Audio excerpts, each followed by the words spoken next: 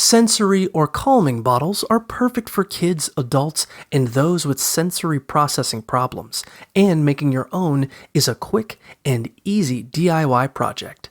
You can fill them with anything you want to create a happy little world in a bottle.